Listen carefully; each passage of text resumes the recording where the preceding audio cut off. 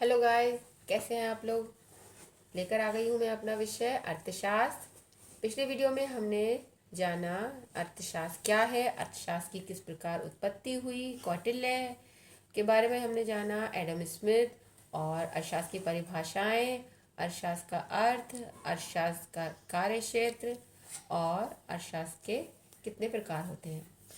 आज हम लोग देखेंगे कि अर्थशास्त्र के दो प्रकार हैं, व्यष्टि अर्थशास्त्र और समष्टि अर्थशास्त्र। मैंने बताया था आपको व्यष्टि अर्थशास्त्र, व्यष्टि माइक्रो इकोनॉमिक्स और समष्टि अर्थशास्त्र मैक्रो इकोनॉमिक्स। व्यष्टि अर्थशास्त्र यानी कि सूक्ष्म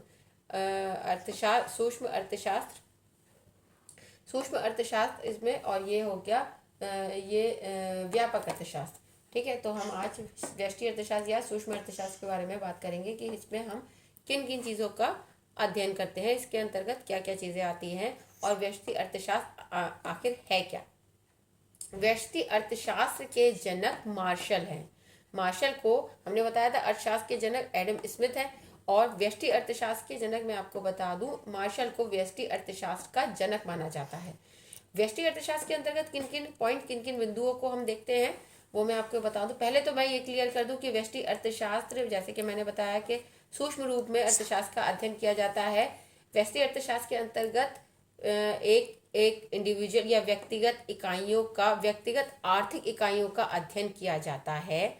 जैसे कि एक फर्म या एक उद्योग या एक, मैंने पहले भी बताया था जिसको अब मैं डिटेल में बताऊंगी। तो आइए देख लेते हैं। सबसे पहले है उपभोक्ता का व्यवहार। उपभोक्ता क्या होता है। उपभोक्ता, उपभोग करने वाला उपभोक्ता होता है, यानी कि किसी चीज को यूज किया। आपको पता है ना, अर्थशास्त्र में तो आर्थिक क्रियाओं का ही अध्ययन किया जाता है। आर्थिक क्रियाएं को, किसी भी चीज को हमने खरीदा, लिया, प्राप्त किया और उसको हमने हमने या उपभोक्ता ने यूज किया। तो यूज करने वाला या उपभोग करने वाला या खरीदने वाला, संतुष्टि प्राप्त करने वाला जो है उपभोक्ता कहलाता है। तो उपभोक्ता का या उपभोक्ता से संबंधित व्यवहार का अध्ययन व्यष्टि अर्थशास्त्र में हम करते हैं।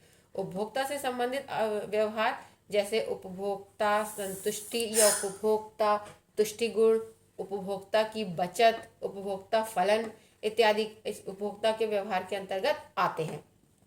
ठीक, इसके आगे है, नेक्स्ट है हमारा फर्म का अध्ययन। एक फर्म का अध्ययन, व्यक्तिगत की बात हो रही है, व्यक्तिगत इकाइयों का अध्ययन किया जाता है अर्थशास्त्र, व्यष्टि अर्थशास्त्र के अंतर्गत। तो हम एक फर्म का अध्ययन के या एक फर्म के व्यवहार के बारे में बात करेंगे। एक फर्म का अध्ययन यानी कि किसी ने कोई फर्म लगाई, उसमें किस प्रकार उसने कितनी लागत लगाई, किस प्रकार की व्यवस्था की, किस प्रकार का उद्योग उसने खड़ा किया और उसमें किस प्रकार क्या कितना उसको लाभ प्राप्त हुआ। इन सभी क्रियाओं का या इन सभी चीज़ों का अध्ययन व्यक्तिगत रूप में व्यष्टि अर्थशास्त्र के अंतर्गत किया जाता है। नेक्स्ट आता है कीमत निर्धारण।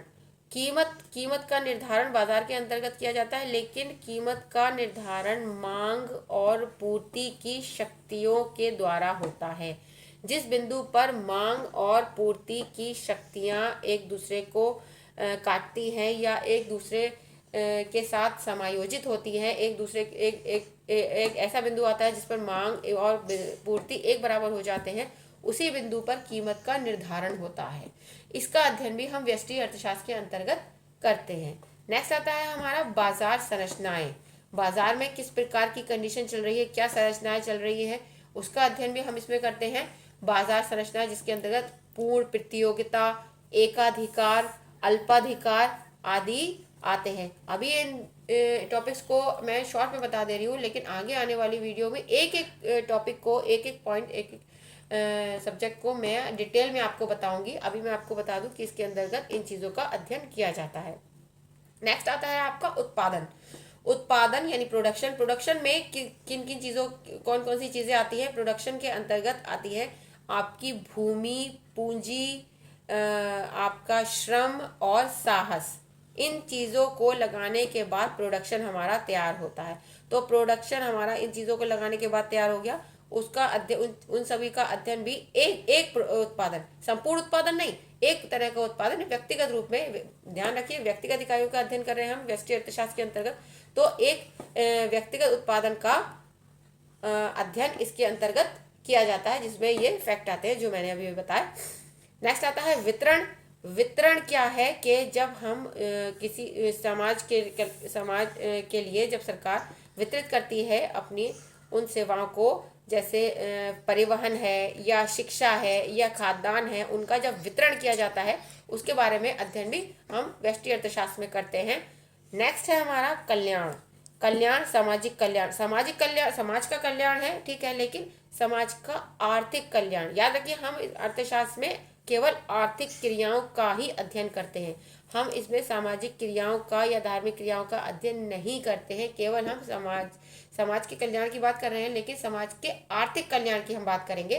तो आर्थिक कल्याण का अध्ययन हम व्यष्टि अर्थशास्त्र के अंतर्गत करते हैं। आर्थिक कल्याण के अंतर्गत हमारा बहुत सी चीज़ें आ जाती हैं, जैसे कि आपका पर्यावरण आ जाता है, आपकी सड़कें आ जाती है, बैंक आ जाते हैं, और बहुत सी ऐसी चीज़ें होती हैं जो सरकार हमें प्रदान करती है व्यक्तिगत रूप में, जिनका हम सब लोग जो है उपभोग करते हैं, उनको यूज़ करते हैं, और समाज उनसे अधिकतम संतुष्टि या अधिकतम कल्याण प्राप्त करता है।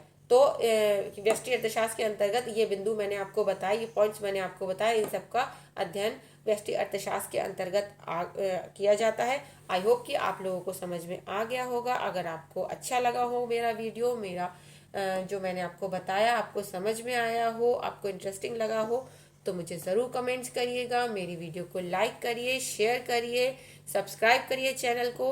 तो मिलते हैं नेक्स्ट वीडियो में। तब तक के लिए थैंक यू।